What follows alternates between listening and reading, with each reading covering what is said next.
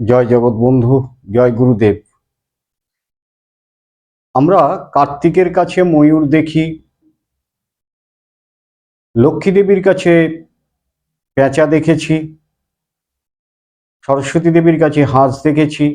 এইগুলো বর্ণনা করেছি। আজকে কার্তিকের কাছে যে ময়ূর থাকে সেই ময়ূরের সম্বন্ধে আমরা আলোচনা করব। অতি অবশ্যই কমেন্ট করবেন, একটা লাইক করবেন, আর ভালো লাগলে সাবস্ক্রাইব করবেন এবং শেয়ার করবেন। বন্ধুদের কাছে এইটুকু অনুরোধ। ময়ূর এত সুন্দর দেখতে কেন? পক্ষীদের মধ্যে সব থেকে সুন্দর হচ্ছে ময়ূর। আর এই যে ময়ূরটা, এটা মানব সমাজে কিসের প্রতীক? এই দুটো প্রশ্ন আমি উত্তর বলছি। একজন পুরুষ সৈনিকের যা গুণ তা ময়ূরের মধ্যে আছে।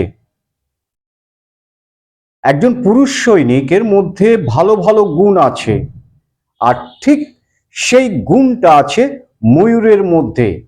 আমি সৈনিকের সঙ্গে কেন ময়ূরের তুলনা করলাম, এবং সুন্দর কেন? সুন্দর হচ্ছে কার্তিক সুন্দর, তাই সুন্দর। এটা আলোচনা করতে গেলে দীর্ঘ হয়ে যাবে। আমি শর্ট সময়ের মধ্যে, সময় কিছুক্ষণের জন্য আমি বলবো, যাতে সবাই মন দিয়ে কিছুক্ষণ শুনতে পারেন। একজন পুরুষ সৈনিকের যা গুণ থাকা দরকার তা ময়ূরের মধ্যে দেখা যায়। একজন সৈনিক কাকে মারে? ভালো মানুষকে মারে না, ভালো মানুষকে রক্ষা করে।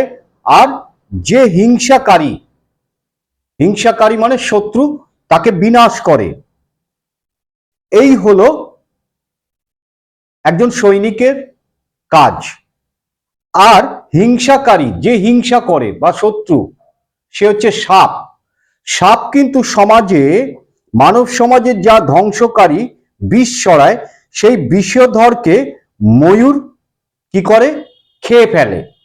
তাহলে দেখা গেল যে একজন সৈনিক, মানবরূপী সৈনিক, সে কিন্তু তার হিংসাকারী অর্থাৎ শত্রুকে মেরে ফেলছে। আর একজন ময়ূর, সে যে সাপ যে বিষ ছড়ায়, সেই বিষধর সাপকে অর্থাৎ হিংসাকারীকে, হিংসাকারী কেন? এই হিংসাকারী মানুষগুলো না সমাজে বিষ ছড়ায়। তা সেই সমস্ত ধ্বংসকারী অর্থাৎ হিংসাকারীকে সৈনিক যেমন মারে, তেমনি ময়ূরও সুন্দরভাবে মারে। ময়ূর সাপকে মোটেই সহ্য করতে পারে না। মানব সমাজের যা ধ্বংসকারী বিষ ছড়ায়, সেই বিষধরকে ময়ূর খেয়ে ফেলে। তাহলে বোঝা গেল ময়ূর কিন্তু শত্রু ধ্বংসকারী। ময়ূর তার পেখমটাকে ঢালের মতো কাজ করে। ময়ূরই না, কিন্তু ময়ূর, পুরুষ ময়ূর, তার পেখম থাকে।